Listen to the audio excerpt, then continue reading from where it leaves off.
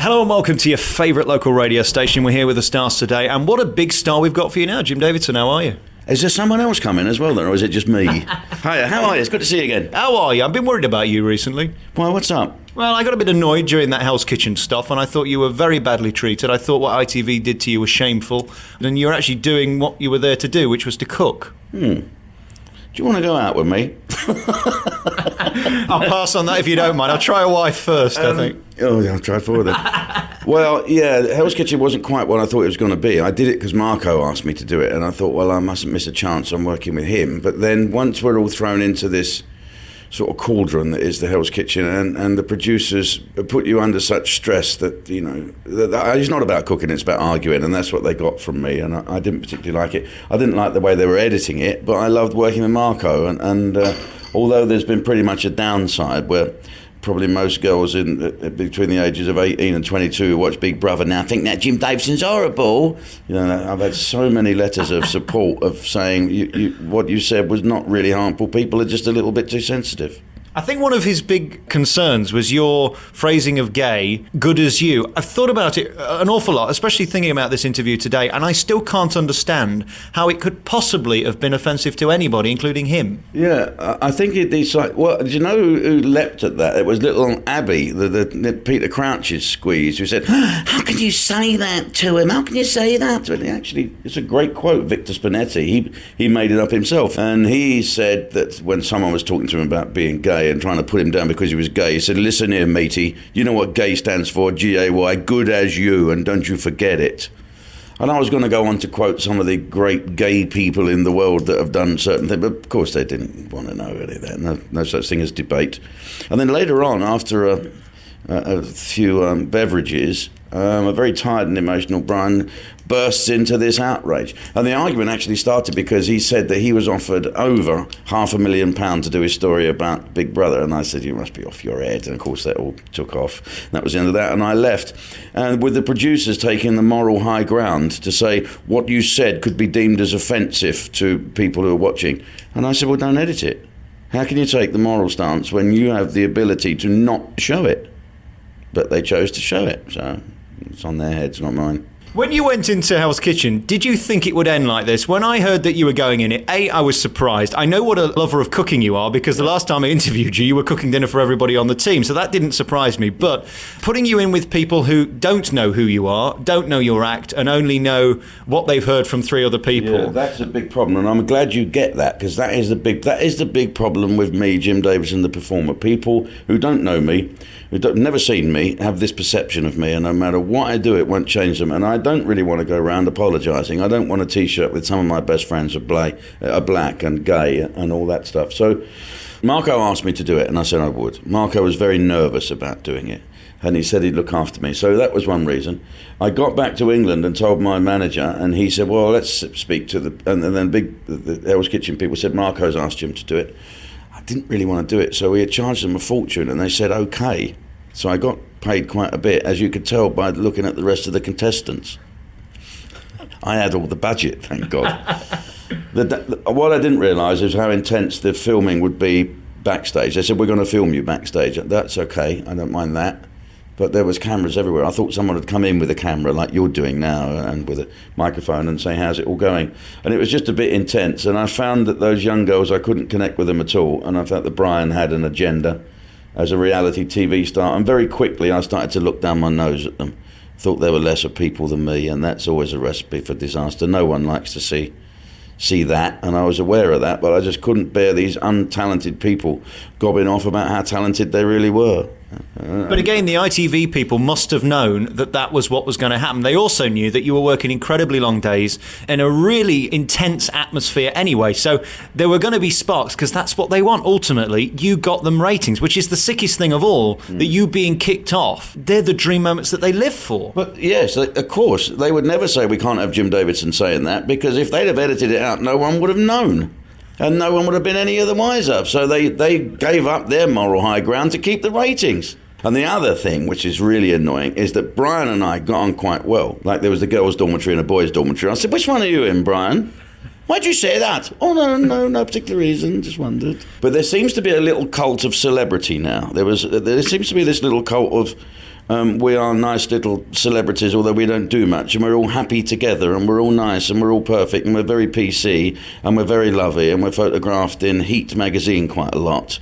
And we're big fans of Dale Winton's. I think your worst enemy are those people who come and take you out of context and use 4 words in a 15,000 word skit. That's what Marco said in the kitchen. Jim spoke for 25 minutes and they showed 30 seconds of it. Are you at the point now where you don't care, you just have to carry on doing what you do? Because you really can't win at this point, can you, with the press? Well, I can't win, no. But I do the act that I want to do, that the fans like. And then if the press want to misreport it, that's their problem.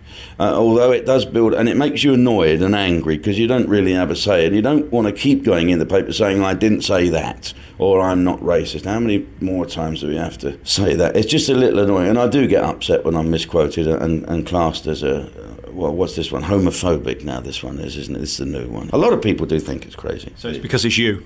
Because it's me, yeah. And I think the papers are trying to find a new Bernard Manning. Well, they won't find it with me. And if they do, it'll be a sad old day because it's not true. What always surprises me about guys like you, a little bit with Jethro, a lot with Chubby and Bernard when he was alive, they hate you and you're this and you're that and you're the other, and they don't understand how loved you are with your fans. Yeah. And bearing in mind the fact that you sell out theatres up and down the country, surely if you were that offensive by now, people would have stopped coming. Yeah, I said that this morning on this morning programme. They said, so do you think you're a bit of a dinosaur? I said, well, if I am, I've got a lot of dinosaur fans that come along as well. I think people like Chubby and me, Freddie Starr to an extent, when Freddie was about. Freddie could do some awful things. And you do polarise comment, but I think you really need to watch what the comics say. Although I'm very different from Chubby. I mean, I'm quite opinionated on stage. I pick the fact that I take opinions and bigotry and just add a little bit of sparkle dust to it and take it a little bit step further. And I'm very quick to say to people, that's not really me, but I think it is. I think it is me. It's just me expanded a little more. Me, what I think and what people think, try and make it a little funnier, so a little white lies, rather like tabloids. You've kind of changed, haven't you, with the live show? It's almost as if I'm coming to visit you, as if I'm having a chat with you now on stage. Exactly what I say now, especially I only tour about once a year, the big main tour, and it's like people turn up again, it's like a dinner party. And it is like a dinner party, but you're the only one who's allowed to speak. You go to a dinner party, you get that boring bloke with a bald head down the end wants to tell you about his pigeons, or he want to tell you something good, but he's so dull with it, you don't let him speak.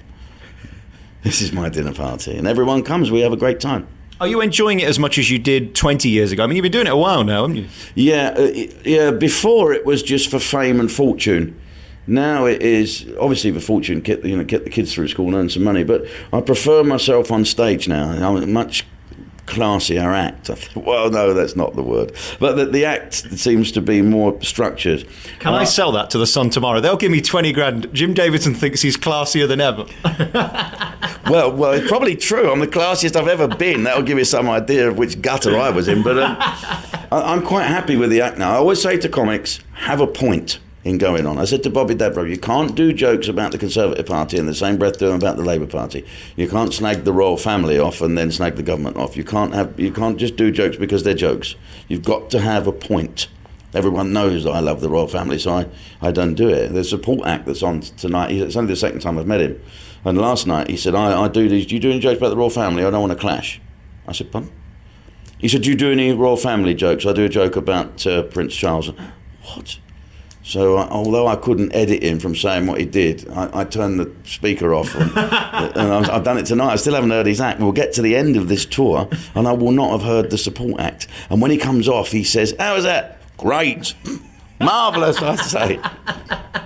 I just want to talk about the book before we go. It's OBE, but it's not OBE in the same sense. OBE means one bankruptcy is enough.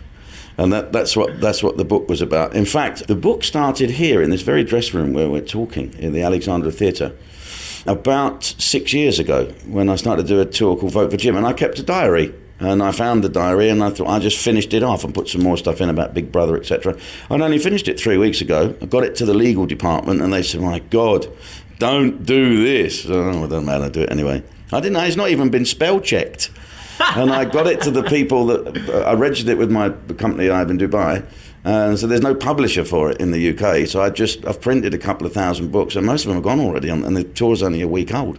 So people are loving it, and it really is a good book. Well, I remember reading your last autobiography, and the honesty is brilliant. I mean, and that's what your audience love about you. And if you stop that, you wouldn't be Jim Davidson. Take it or leave it. Exactly. That's why I love Ben Elton. I don't like what he does, but I love Ben Elton for doing it. It's like saying, I don't agree with what you say, but I will defend your right to say it. And I think that's what our country's all about. So the bankruptcy thing, it just happened the last time we spoke. Are you all right now? I'm worried about that as well. I was thinking, did you go into Hell's Kitchen just to get fed?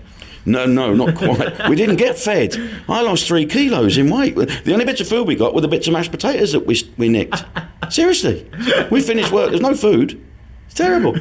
No, the bankruptcy, what happened now? I'm out of the bankruptcy now. Do you know what? When they said we're going to make you bankrupt, this is the Inland Revenue. This wasn't like a proper debt. They said we're going to make you bankrupt. Well, I was selling my house anyway, so then the man who does the bankruptcy took it and sold it, so I didn't have to pay any agency fees. Well, they sold it for a lot cheaper than they should have done, the buggers, but there you go, that's what you get.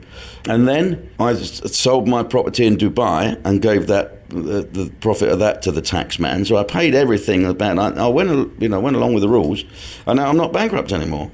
I'm voluntarily contributing as part of the agreement of the bankruptcy to put in what money I earn over and above what I need to live. I'm paying a certain amount still to the what they call it, the bankruptcy person, the man.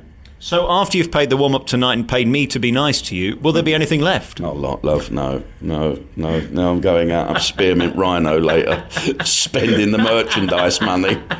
It's always a pleasure to talk to you. Congratulations on the new DVD, which is in your stores now. The new book might be out, hopefully very soon. Fingers crossed. But don't worry, though. If the book's not out, you can get the gist on Hell's Kitchen on the DVD, because as soon as I was evicted, I jumped in the ITV car, and it took me to Shepperton Studios, where I went in and did a quick prompt interview with our film company, Robert Garofalo, the director.